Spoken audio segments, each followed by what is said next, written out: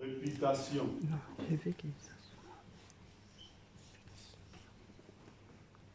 Toujours Ecclésiaste 7, verset 1er.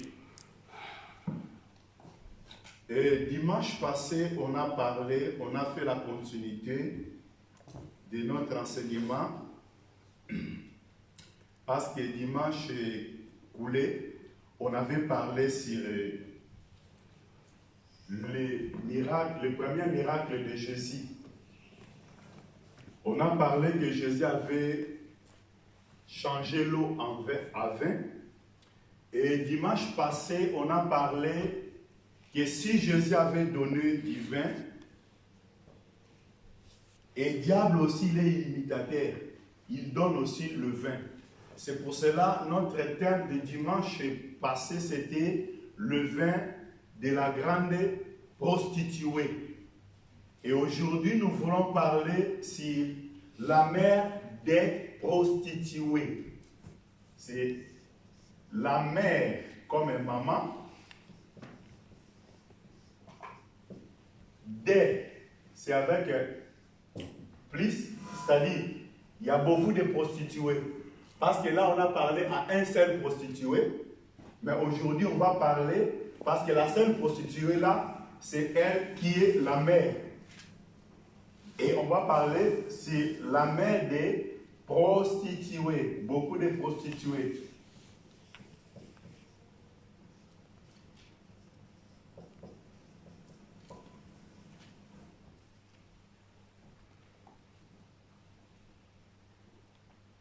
Nous ouvrons nos Bibles dans le livre de Apocalypse. On est toujours là. Apocalypse chapitre 17. Apocalypse chapitre 17. Et on a parlé du premier au troisième verset, ce qu'on a expliqué dimanche. Et aujourd'hui, on va commencer quatrième verset. Je vais lire au nom du Seigneur Jésus-Christ. Cette femme était vêtue de pourpre et d'écarlate, et parée d'or, de pierres précieuses et de perles. Elle tenait dans sa main une coupe d'or remplie d'abominations et des impuretés de sa prostitution. Verset 5. Sur son front était écrit un nom, un mystère, Babylone la grande, la mère des prostituées. Donc j'ai fait l'erreur d'écrire, ça c'est prostituée. La mère des prostituées. La mère des prostituées, et la Bible dit, la mère des prostituées et de l'abomination de la terre. Je vis cette femme ivre du sang des saints et du sang des témoins de Jésus. Et en le voyant, je fus saisi d'un grand étonnement. D'un grand étonnement. Verset 7. L'ange me dit, pourquoi étonnes-tu? Pourquoi t'étonnes-tu? Je te dirai le mystère de la femme et de la bête qui l'a portée, qui la porte, qui a les 7 têtes et les 10 cornes. La bête que tu as vue était, et elle n'est plus. Elle doit monter de l'abîme et aller à la perdition. Et les habitants de la terre, ceux dont le nom n'a pas été écrit dès le fondement du monde, dans le livre de vie, s'étonneront en voyant la bête, parce qu'elle était, et qu'elle n'est plus, et qu'elle paraîtra. On va sauter au pas, verset 13. Ils ont un même dessein. Ils donnent leur puissance et leur autorité à la bête.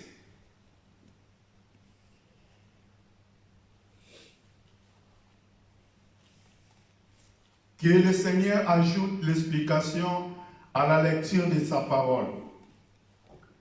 Bien-aimés, ce qu'on a parlé dimanche, on a parlé sur le vin de la grande prostituée.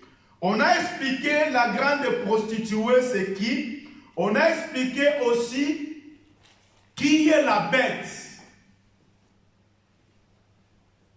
On a parlé que la bête, c'est ça les grandes eaux. La bête, c'est ça les 7 montagnes. Les 7 montagnes, au verset 9.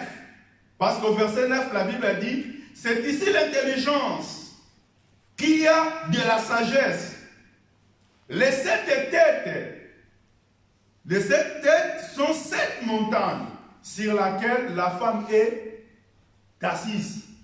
Les 7 têtes, ce sont aussi les 7 montagnes. C'est là où la femme, c'est là où la prostituée est assise. Verset 10, la Bible ajoute que ce sont aussi les 7 rois. Les 7 montagnes, les 7 têtes, ce sont aussi les 7 rois. Parce que la présence au l'image de cette bête, il a 7 têtes et il a 10 cornes. La Bible dit que les 10 cornes sont les 10 rois. Et les 7 têtes aussi sont les 7 rois. Mais sur les 7 rois là, qui sont les 7 têtes, il y a 5 qui sont tombés. Il y a un qui existe aujourd'hui, bien-aimé. Et il y a le 7e. Donc le 6e, il est parmi nous pendant que nous travaillons, pendant que nous prêchons. Le 6e tête, elle est là. Et le 7e tête, la Bible dit qu'il viendra. C'est là où on a expliqué que les 5 têtes sont les 5 royaumes qui sont déjà tombés. On a expliqué que la première tête, c'était le royaume de l'Égypte. La deuxième tête, c'était le royaume de Babylone. Le troisième tête, c'était le royaume de Mèdes et Perse. Le 4e tête, on a expliqué, c'était l'empire grec, ou le royaume grec. Et le 5e tête, on a expliqué que c'était le royaume romain, ou l'empire romain. C'est ça les 5 têtes qui sont déjà tombées. Mais le 6e tête, la Bible dit, il est là. Mais verset où on a dit, la Bible dit qu'il n'est plus. C'est l'expression. Il n'est plus. Pourquoi? On a reculé dans le livre d'Apocalypse, chapitre 13. On a vu que la tête, l'un des têtes était blessé à mort. Donc, comme l'un des têtes là qui est blessé à mort, c'est la tête de notre temps.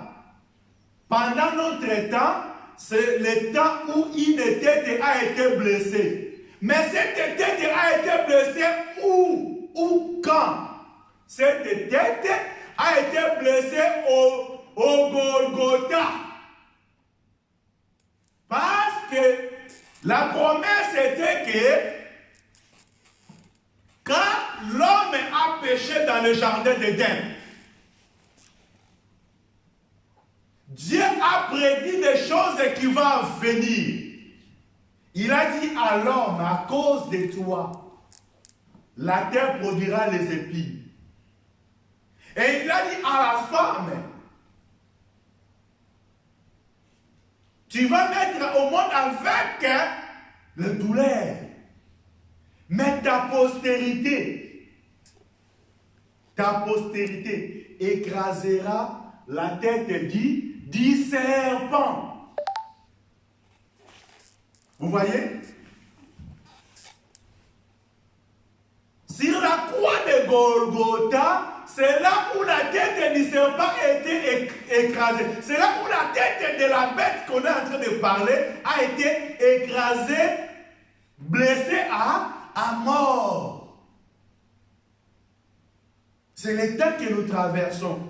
Ce temps a été inauguré depuis la mort de Jésus sur la croix. Ça prendra fin quand l'Église sera enlevée. Quand l'Église quitte la terre, c'est temps où la tête blessée prendra fin. Shalom Église. C'est le temps du 6e royaume. Et quand ça passera, ce 6e royaume, il y a 7e royaume qui viendra. C'est pour cela qu'on a expliqué, la bête est là, c'est quoi? On a expliqué que la bête, c'est lui, c'est la bête, c'est lui aussi qui est le grand des eaux. Et parlant des grands des eaux, on a expliqué que la bête, c'est ça même le tour de Babel. Quand les hommes sont réunis, ils ont dit que nous allons construire un tour qui va monter jusqu'au ciel. Monter jusqu'au ciel, c'est-à-dire aller contre Dieu. C'est ça la pensée de ces rois. La Bible dit, aujourd'hui maintenant, nous allons tirer notre thème dans le verset 5. La Bible dit, si sur son front était écrit un nom, un mystère, Babylone la grande, la mère des prostituées et des abominations de la terre.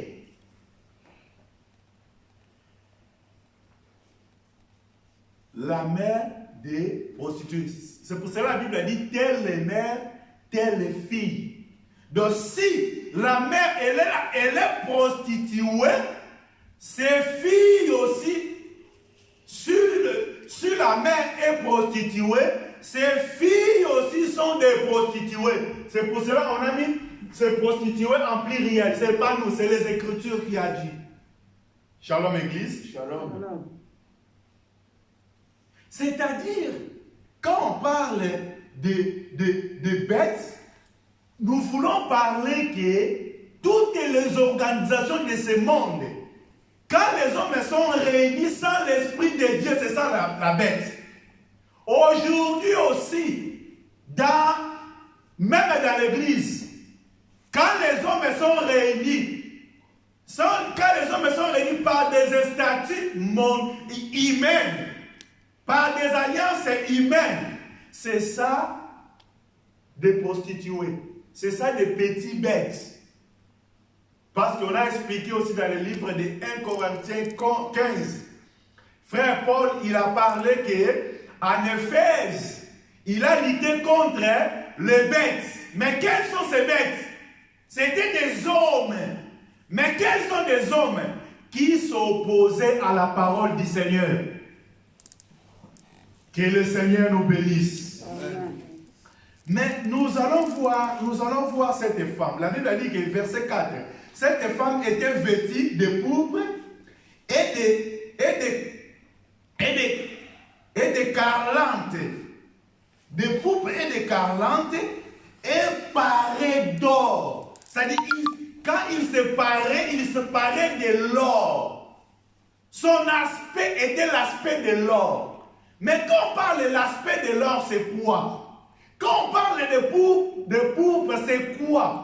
Parce que nous connaissons bien que les pourpres sont des tissus qui ont des valeurs, des magnifiques. Sont des tissus que les rois portaient. Shalom. Shalom. Sont des tissus qui avaient de grandes valeurs. Ce sont des tissus que les rois qu'ils portaient. Ce n'était pas les tissus pour tout le monde. C'était les tissus pour les gens élevés, les hommes élevés. Mais on ne peut pas parler, on ne peut pas expliquer le pourpre selon nos raisonnements et non aussi selon la dictionnaire. Nous savons bien que le pourpre, oui, c'est la couleur rouge. Écarlate aussi, c'est la couleur rouge.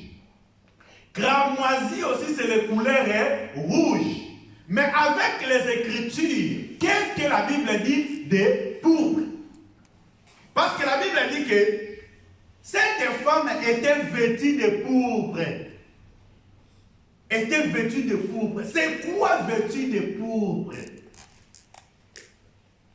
Est-ce que vous voulez l'explication? Amen. Ésaïe chapitre 1, verset 18. Ésaïe 1, 18. Ésaïe chapitre 1, nous ne voulons pas expliquer selon la dictionnaire.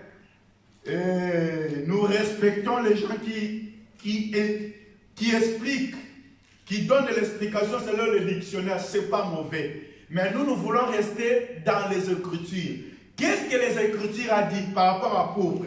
La Bible a dit, Ésaïe chapitre 1, verset 18. Venez et plaidons, dit l'Éternel, si vos péchés sont comme des cramoisis, ils deviendront blancs comme la neige. S'ils sont rouges comme la pourpre, Shalom, ils deviendront comme la laine. Est-ce que selon ce verset, quand on parle de pourpre, c'est quoi? Ça représente quoi? Ça représente le péché. Ok? Parce que la Bible dit, c'est Dieu qui a dit, si vos péchés sont comme des cramoisis, donc le péché est comme des cramoisis. Si vos péchés sont comme des cramoisis, c'est-à-dire Dieu compare les péchés comme des cramoisis. Que Dieu nous bénisse. Amen. Et Dieu dit encore, s'ils sont rouges comme la pourpre, dans le péché aussi, il est rouge comme la pourpre. Est-ce que vous comprenez? C'est-à-dire dans les Écritures, quand la Bible parle de cramoisis, ou quand la Bible parle de pourpre, ou quand la Bible parle d'écarlante, ça parle du péché. Là, je n'interprète pas selon le raisonnement humain, mais je suis en train d'interpréter par rapport à les Écritures. C'est Dieu qui parle. Là, ce n'est pas la théologie qui parle, mais c'est Dieu lui-même. Dieu parle qui est le péché, il est comme les pourpres. Le péché, il est comme les cramoisis. C'est-à-dire, quand la Bible parle maintenant que cette femme était vêtue du pourpre, c'est-à-dire cette femme-là, elle est vêtue du péché. Que le Seigneur nous bénisse. Amen. Il est revêtu du péché. Je vais donner encore une autre explication. Ne t'inquiète pas, je vais venir vers toi. On va aller dans le livre de Matthieu. On va voir quelque chose.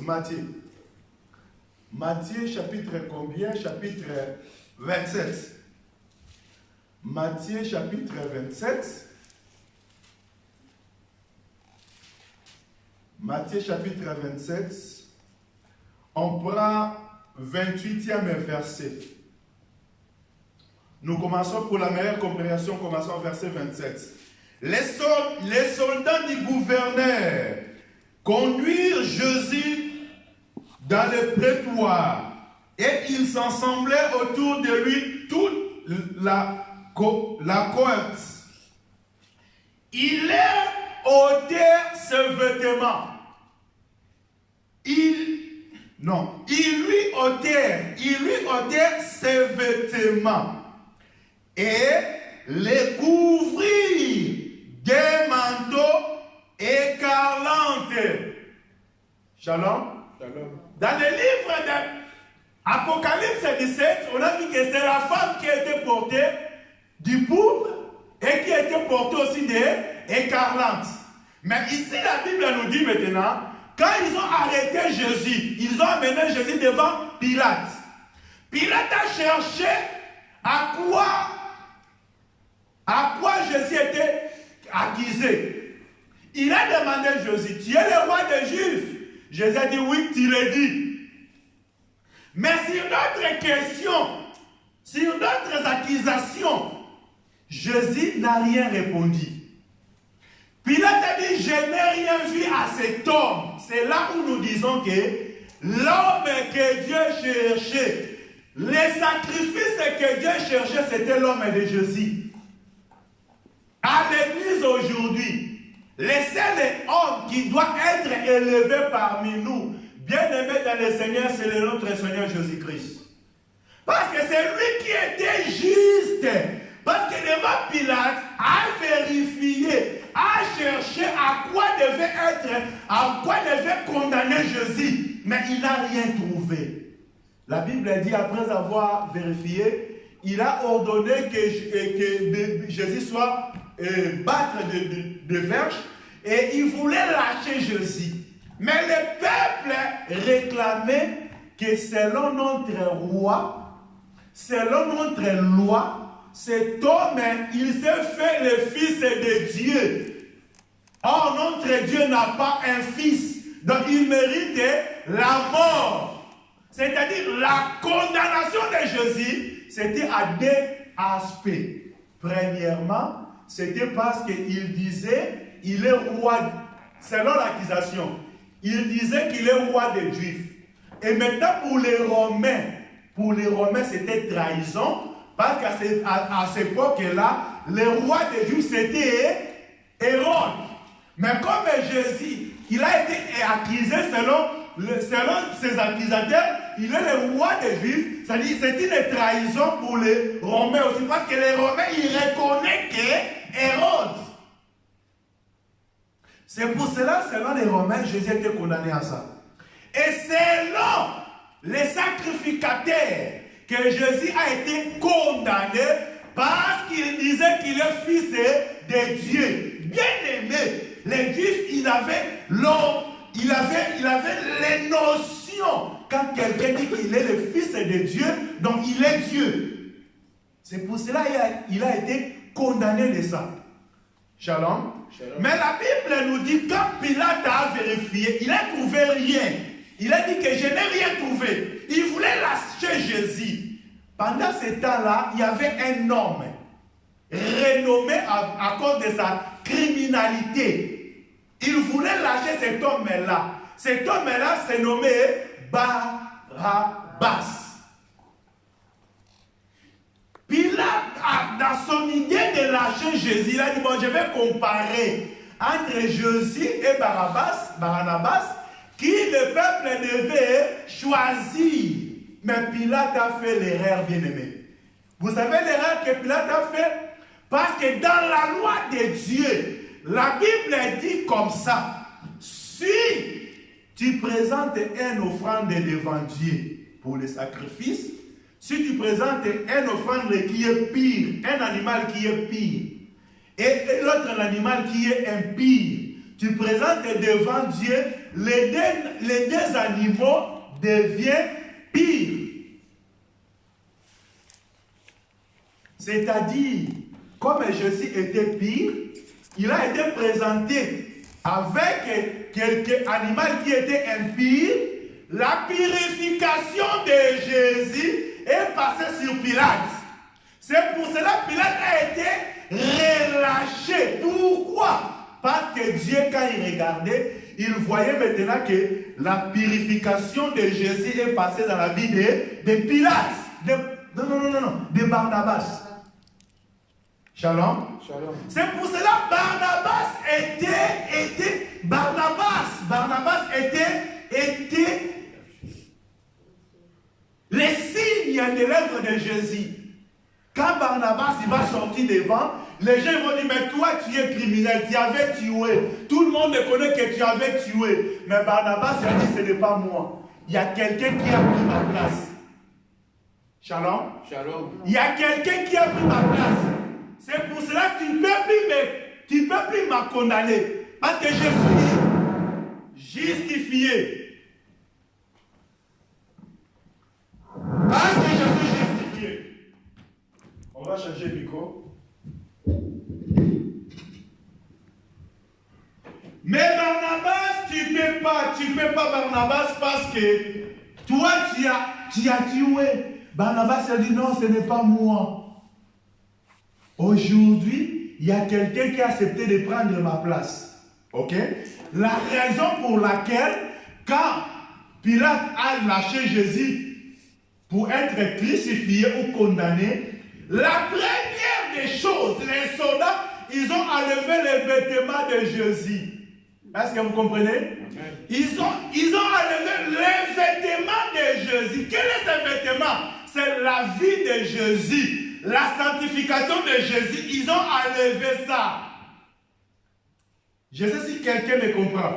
Amen. Et qu'est-ce qu'ils ont mis? La Bible dit, verset 28. Ils lui ôtèrent ce vêtement et le couvrit d'un manteau écarlate. Il couvrit d'un manteau écarlate. Écarlate, c'est quoi? On a expliqué ça comme le péché. On va voir. Ici, Matthieu a dit qu'il y a un manteau écarlate. Mais Marc 15, verset 17, on va voir Marc 15, qu'est-ce que Marc a dit? Vous voyez que c'était le même manteau. Et Marc a dit, Marc 15, verset 17, la Bible a dit, ils les revêtirent de pourpre. Vous avez dit? Marc 15, verset 17. Marc, il parle de ça, le manteau, là, le vêtement qu'ils ont mis à Jésus. Matthieu, il appelle ça écarlate. Et Marc, il appelle ça du pourpre. C'est-à-dire, quand il a mis ça, il a mis le manteau de Barnabas. Parce que c'est Barnabas qui portait le manteau rouge. Le manteau rouge, c'est quoi? C'est lui qui avait tué. Tout le monde connaissait que c'est lui le criminel. Mais quand ils ont mis à Jésus le manteau de pourpre, le manteau de péché, la Bible dit qu'il s'est fait péché. 2 Corinthiens, chapitre 5. 2 Corinthiens, chapitre 5. On va expliquer. 2 Corinthiens, on va aller vite. On va aller. 2 Corinthiens, chapitre 5. 2 Corinthiens, chapitre 5. Qu'est-ce que le frère Paul a dit? 2 Corinthiens 5, verset 21. La Bible dit, c'est lui qui n'a point connu le péché. Ah, Jésus, c'est lui qui n'a point connu les péchés. C'est lui qui n'a point connu les péchés. La Bible dit, c'est lui qui n'a point connu les péchés. Celui qui n'a point connu le péché, il a fait devenir péché. Il a fait devenir péché pour nous. Pour qui? Pour Barnabas. C'est-à-dire, lui qui n'a pas connu le péché, il est fait péché pour nous, pour Barnabas, afin que, qu'est-ce que la Bible a dit? Afin que nous devenions en lui justice de Dieu. Donc, ces vêtements, il nous a donné, et lui, il a pris nos vêtements. Shalom. C'est-à-dire, Jésus n'a pas commis le péché. Mais s'il a passé sur la croix, s'il a monté sur la croix, c'était pour ton péché et pour mon péché. C'est pour cela que le Père, la Bible dit, il n'y a plus de condamnation pour tous ceux qui sont en Christ. Non, pour tous ceux qui sont à l'église. Non, il n'y a plus de condamnation pour tous ceux qui sont à l'église. Non. Shalom.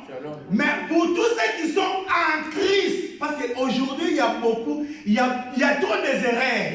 Les gens pensent que comme je pars à l'église, comme je fréquente l'église, donc il n'y a plus de condamnation pour moi. Non, la condamnation quitte quand quelqu'un est en Christ. Donc c'est-à-dire Barnabas, quand il est devenu en Christ, c'est à lui que le péché a été ôté. La raison pour laquelle, si nous retournons un peu dans le livre des Jean, chapitre 1er, verset 29, Jean, quand il regardait Jésus, il a vu Jésus, tous les gens qui regardaient, ils voyaient un homme avec des pas à venir. Mais Jean, quand il a regardé Jésus, il a vu un agneau avec 4 pattes.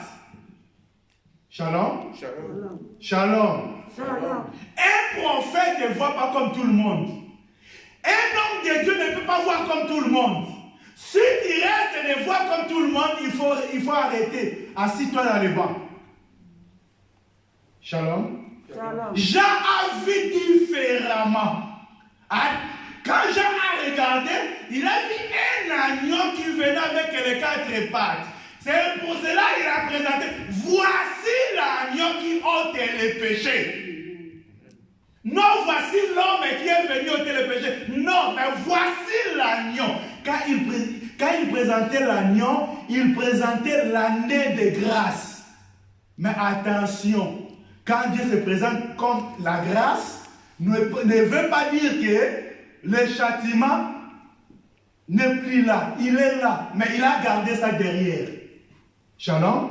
C'est pour cela quand Esaïe présentait Jésus, quand Jésus va venir, l'Esprit de Dieu est sur moi. Quand Dieu m'a pour porter la bonne nouvelle aux malheureux et une année aussi de vengeance. C'est ça selon Esaïe. Esaïe présente l'année de grâce et une année de vengeance. Mais Jésus, quand il est venu, comme il est venu comme un agneau, il a gardé l'année de vengeance derrière. Les gens se confondent aujourd'hui. Ils ont dit que non, Dieu c'est Dieu de grâce. Dieu ne fait plus rien. Oui, il ne fait plus rien. Mais sachez-le que derrière l'agneau, il y a la vengeance. Que Dieu nous bénisse. Amen. C'est-à-dire cette femme-là qui portait l'écarlate là c'est la vie des péchés. Cette femme portait la vie des péchés. On a dit qu'il est limitateur. Il est limitateur. Tout ce que Dieu fait, lui aussi, il veut le faire. Pourquoi nous disons ça? Nous verrons que à cette femme, il y avait aussi des pierres précieuses. Écoutez, il est vêtu de pourpre et d'écarlate, non seulement de pourpre et d'écarlate, et paré d'or. Or, d'or, quand on parle de l'or, on parle de la divinité. On parle de la divinité. C'est ça les portions de Dieu. Souvenez-vous, les deux mages dans le livre de Matthieu chapitre 2, quand Jésus est né, les mages qui ont venu vers lui, ils ont apporté dans leur offrande, il y avait l'or. Pour expliquer que celui qui vient de naître, il est Dieu. Shalom. Vous verrez, on a aussi parlé de veau d'or. Quand Moïse a monté sur la montagne, le peuple qui est resté en bas, il voulait adorer un Dieu. Mais Aaron, il devait demander même de l'argent, des airains, pour qu'il fabrique les veaux qu'il voulait. Mais il a demandé que l'or. Shalom. Parce que l'or, ça parle de la divinité, bien-aimé. Et cette femme aussi, elle paraît d'or. C'est-à-dire, aujourd'hui, il veut se paraître comme il est serviteur de Dieu. Il est au service de Dieu. Que le Seigneur nous bénisse. C'est pour cela qu'il faut faire attention. Ne faut pas dire amen à toutes les choses. Ne faut pas accepter toutes les choses. Ne faut pas embrasser toutes les choses. Mais la Bible nous dit de discerner, d'examiner. Aujourd'hui, les fidèles n'examinent plus.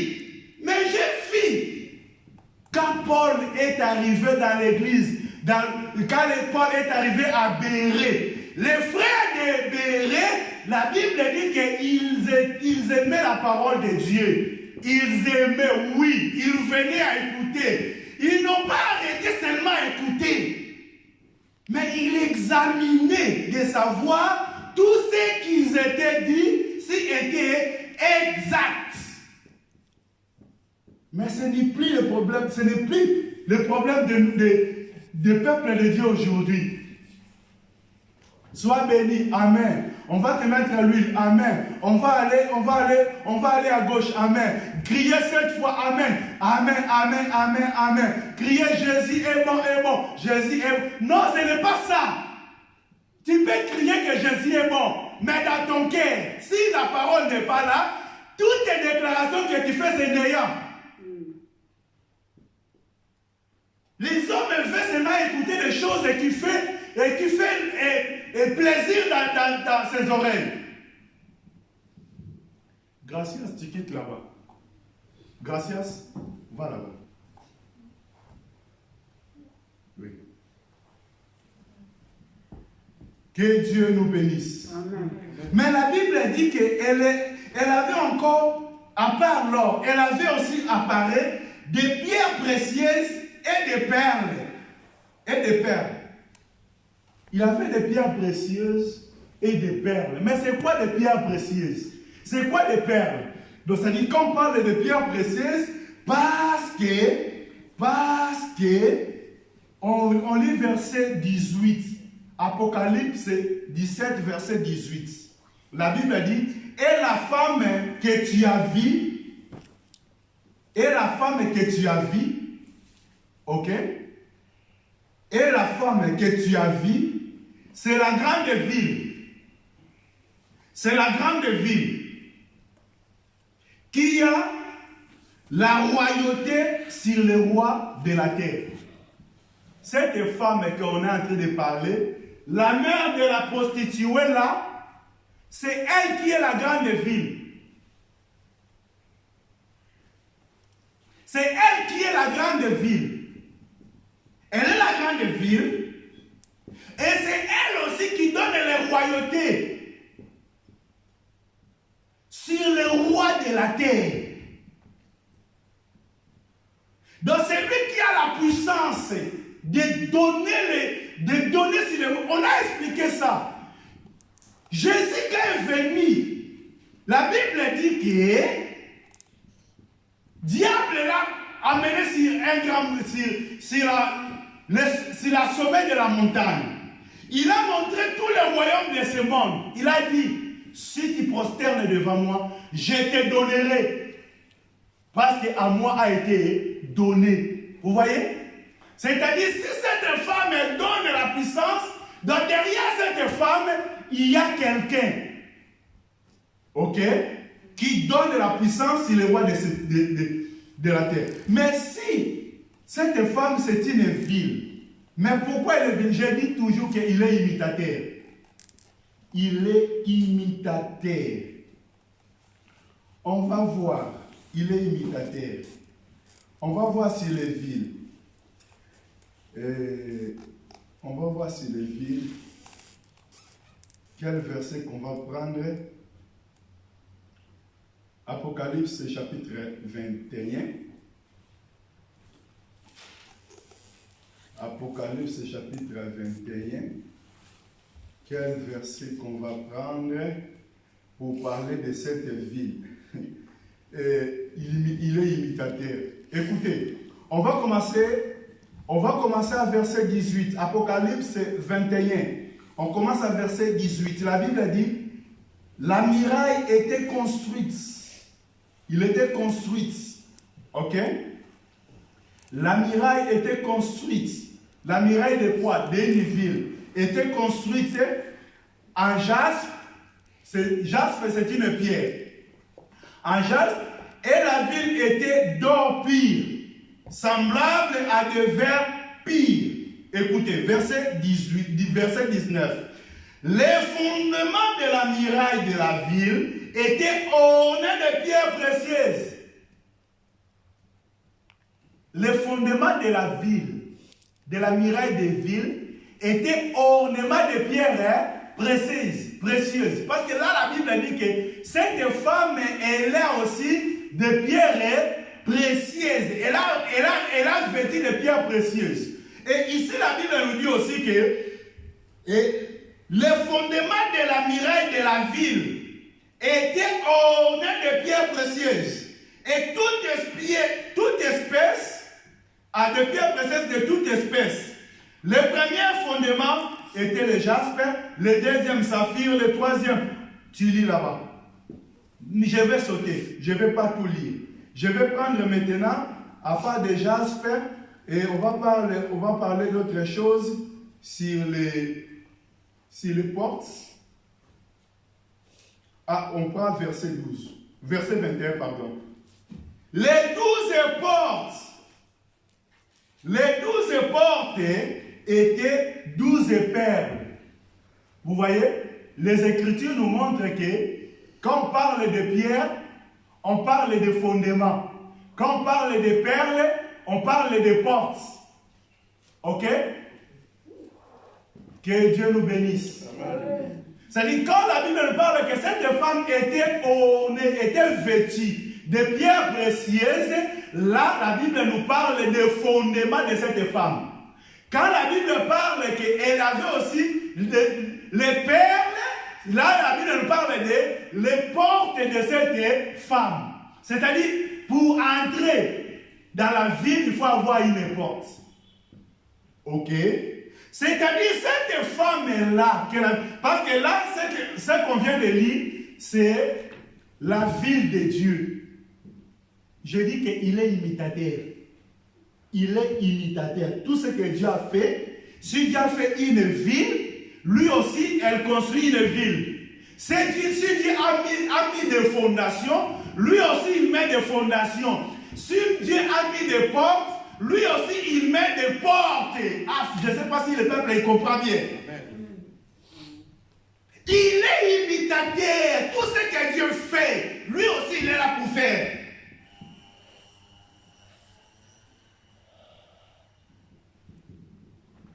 Nous retournons. Écoutez, la Bible a dit, nous sortons maintenant verset, nous sommes toujours là. Et Apocalypse 17, verset 4. Elle tenait dans sa main une coupe d'or. Oh, mais Jésus, avant de mourir, il a tenu dans sa main une coupe. N'est-ce pas? Jésus, avant d'aller sur la croix, il a tenu dans sa main une coupe. Shalom, Église. Les coupes là, il y avait quoi? Il y avait le sang. C'est-à-dire, il y avait du vin. Ok? Il y avait du vin. Mais le vin là représentait le sang de Jésus. Parce qu'il a dit ceci et le sang de la nouvelle alliance. C'est-à-dire, si Dieu, pour marcher avec un peuple, il donne une coupe qui est symbole d'alliance, c'est-à-dire l'imitateur aussi, il a une coupe aussi. Shalom. Elle a une coupe d'or. Mais dans ces coupes-là, qu'est-ce qu'il y en a? Dans ces coupes-là, qu'est-ce qu'il y en a? Oh, frère Paul nous a aidés.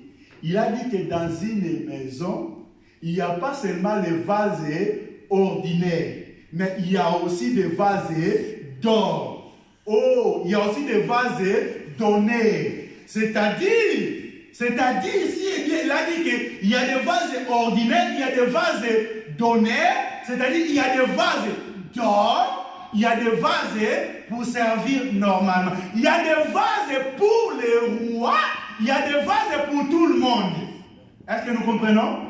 Et quand Paul parlait des vases, il parlait des corps humains. Il parlait de nos corps. Quand même Jésus parlait des vases, il parlait de son corps.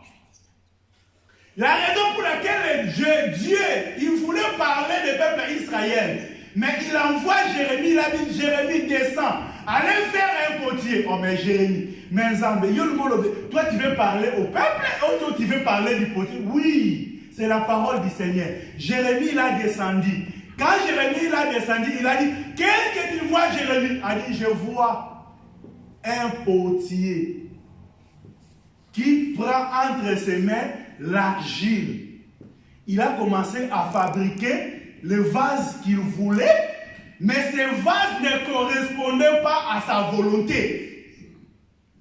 Il a pris le même argile, il a fabriqué la deuxième vase qui était selon sa volonté. Shalom Église. Shalom. Parlant des potiers, parlant des vases, donc c'est-à-dire Jésus, Dieu voulait parler du premier et du deuxième. Le premier c'était quoi? C'était la visitation du peuple d'Israël. C'est ça la première vase qui n'a pas réussi. Et la deuxième vase, c'est nous aujourd'hui l'Église. Que Dieu a fait selon sa façon, selon sa volonté. Bien-aimé, si tu es dans les choses de Dieu, ce n'est pas ta grâce, c'est le Seigneur qui t'a accordé grâce. C'est pour cela qu'il y a des gens qui s'orgueillent, qui frappent la patrie. Si ce n'est pas moi, il n'y a personne. Non, tu te mens. Si tu te donnes pas, si tu ne viens pas, Dieu va susciter. Shalom Église. Shalom. Dieu a une grande réserve. Israël, il pensait que c'est l'unique peuple dans ce monde qui va marcher avec Dieu. À cause de ça, Dieu a abandonné, il a choisi notre peuple. Shalom Église. Shalom. Quand tu marches avec Dieu, ne regarde pas à gauche et à droite. Regardez ce que Dieu te parle. Restez avec ton Dieu, c'est tout. Nous sommes allés là-bas pour dire que vase d'or, c'était une vase. Quand on parle d'une vase là, c'est ça la grande, c'est lui-même la grande prostituée.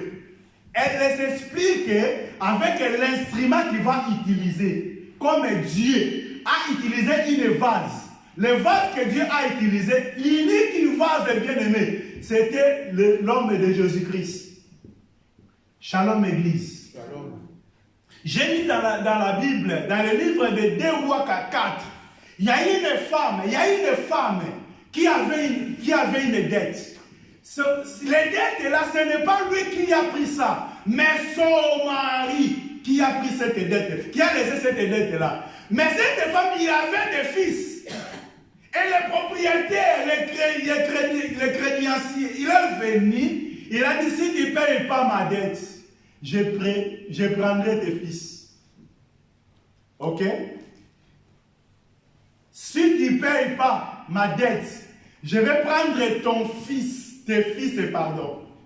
Et la femme, elle savait que mon mari était le serviteur de l'homme de Dieu. Il était aussi il a servi Dieu.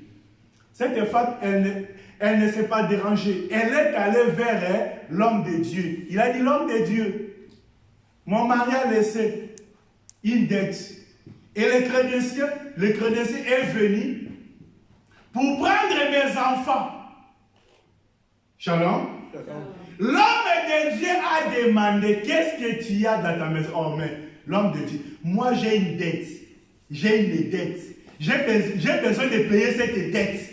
Et tu me demandes encore, qu'est-ce que j'ai dans ma maison? Mais si j'avais quelque chose, je ne devais pas venir à toi. Vous comprenez?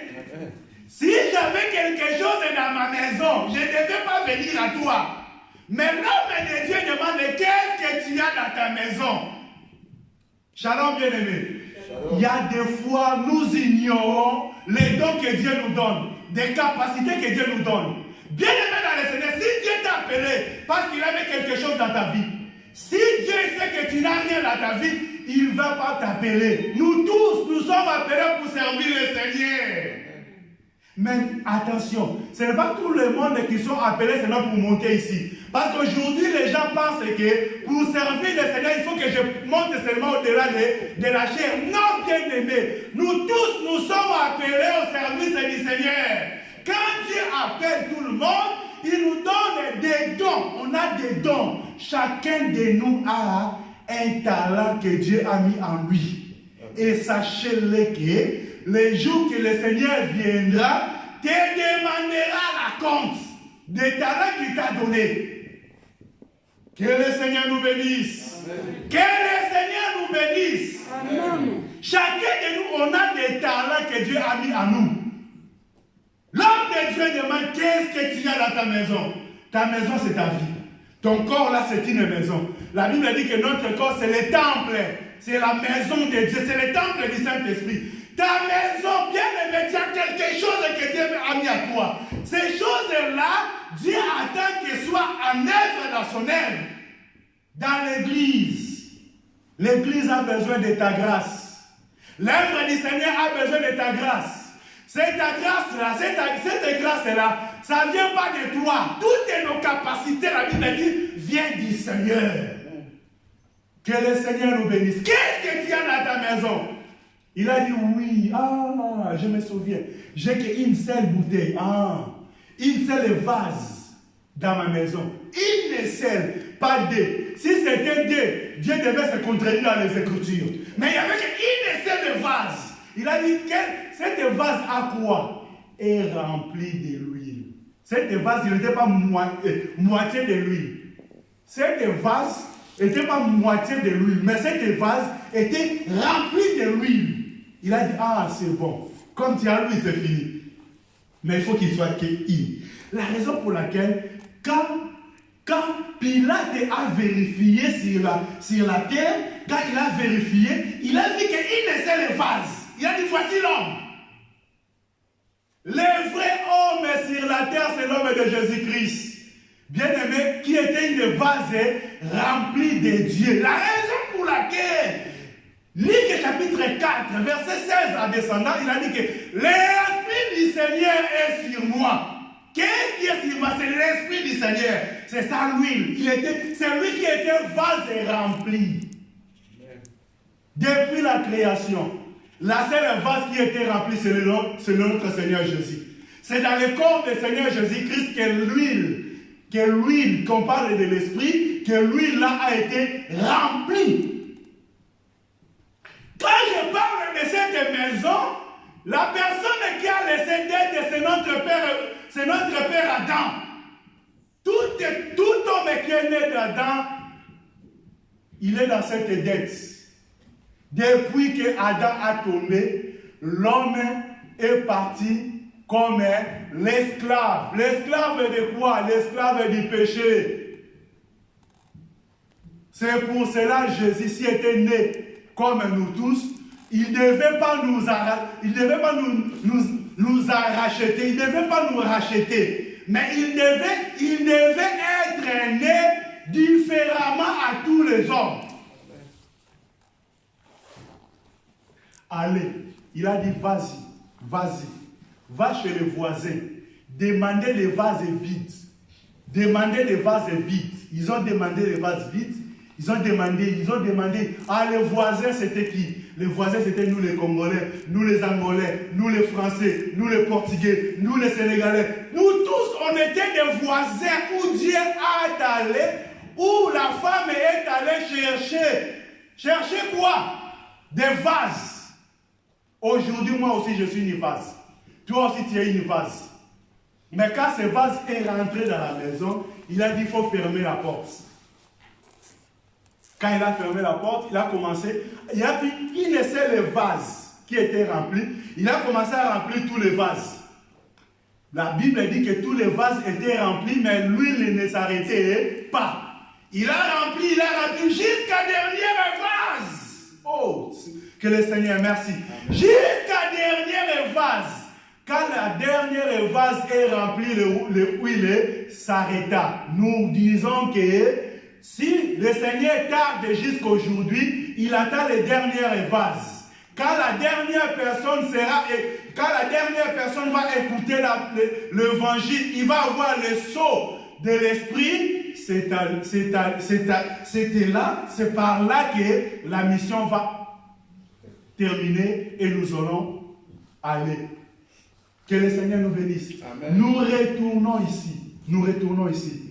Cette femme aussi, elle avait dans sa main une vase. Ok?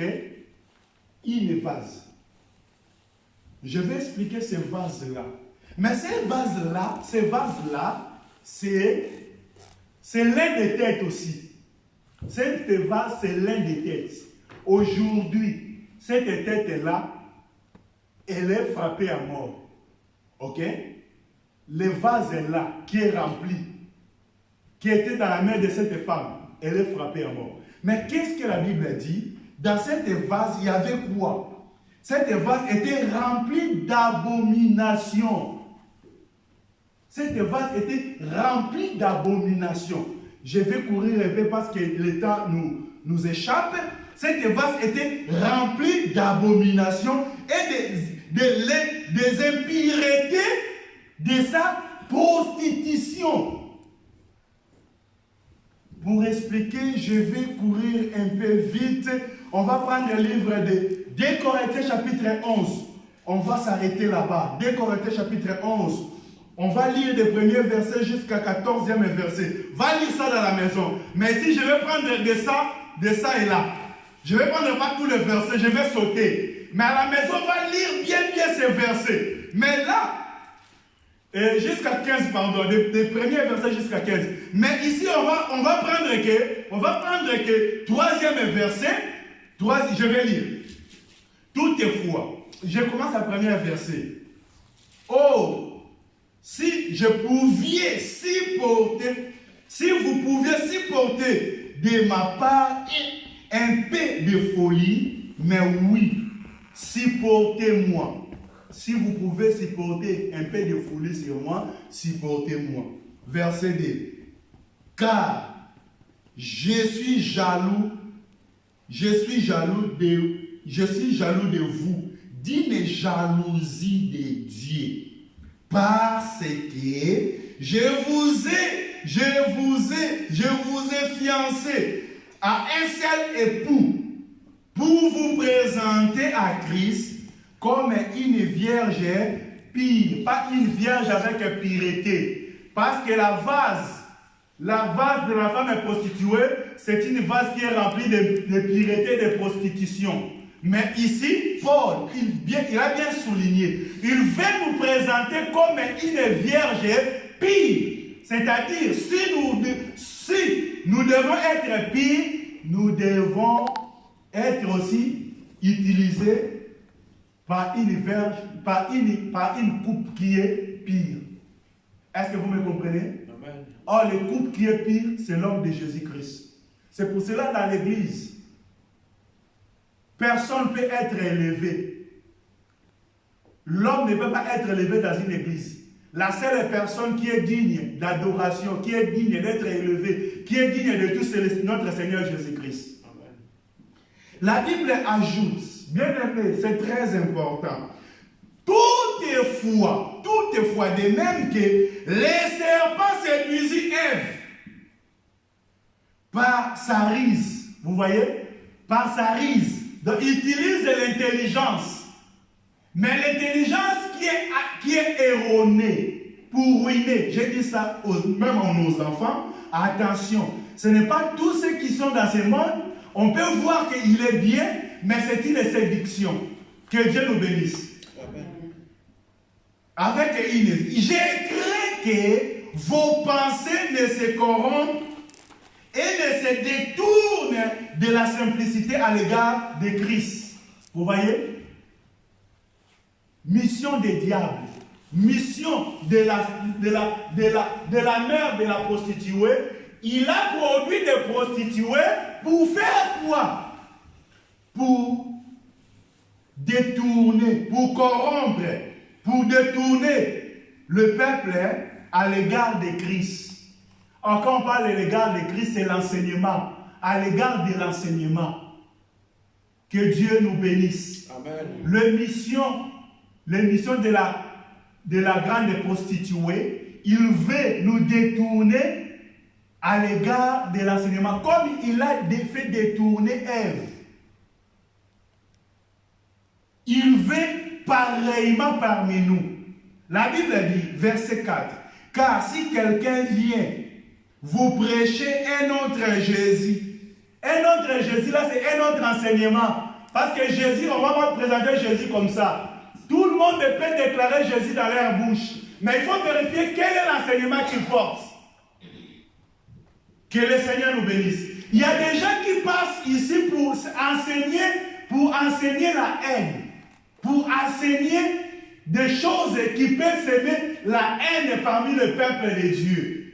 Ah, là, vous devez comprendre que c'est la vase qui est dans la main de la grande prostituée. La Bible dit, si quelqu'un vient vous présenter, vient vous prêcher un autre Jésus, c'est lui que nous avons prêché. Vous voyez?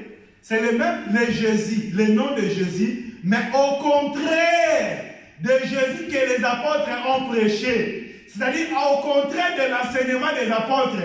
Mais il peut porter seulement le même nom de Jésus. Que Dieu nous bénisse. Amen. La Bible dit, qu'est-ce que l'apôtre dit? Ou si vous recevez un autre esprit, l'esprit c'est l'enseignement. Si vous recevez un autre esprit, qu'est-ce que celui que vous avez reçu? Si vous recevez un autre esprit, qu'est-ce que celui que vous avez reçu? Oh! Ou un autre évangile, que celui que vous avez embrassé, vous le supportez bien fort. Or, j'estime que je n'ai été inférieur. Bon, je ne vais pas toucher là, parce que si je touche là, on va passer le temps. Je saute directement, je prends verset 13. Écoutez verset 13, lis avec moi. Regardez le verset 13. C'est l'homme-là. Ces hommes-là, c'est en pluriel, hein? Ces hommes-là sont des faux apôtres. Oh! Sont des prostituées. Quand on dit des faux apôtres, sont des prostituées. Est-ce que vous comprenez? Amen. Ces hommes-là sont des faux apôtres. Des ouvriers trompeurs.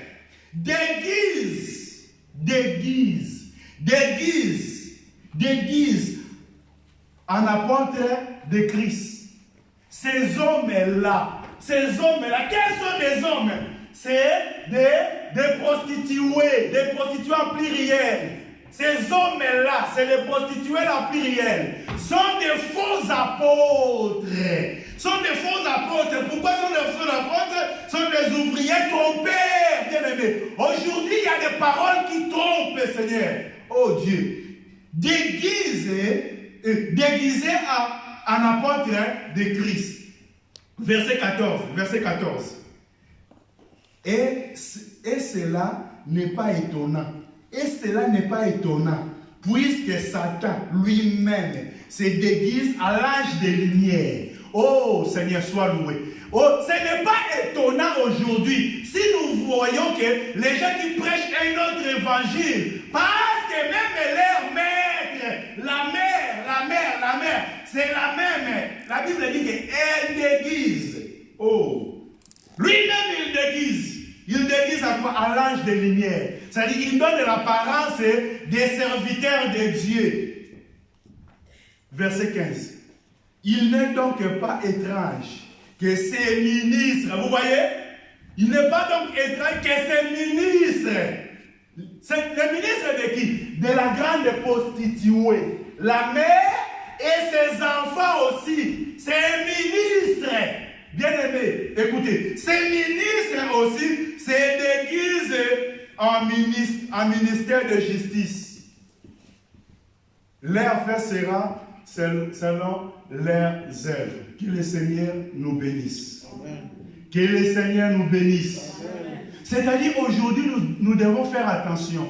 Ce n'est pas tout le monde qui vient au nom de Jésus, nous devons embrasser, mais nous devons examiner. L'église, c'est comme ça. L'église, c'est comme ça. L'église de Béret, c'était comme ça. Quelqu'un qui vient, qui a dit qu'il est ministre, oui, nous allons t'examiner. Nous allons t'examiner. Nous ne faisons pas passer tout le monde de la chair comme ça. Qui vient, oh, bon, je suis ministre, on me fait passer là. Non, on va t'examiner.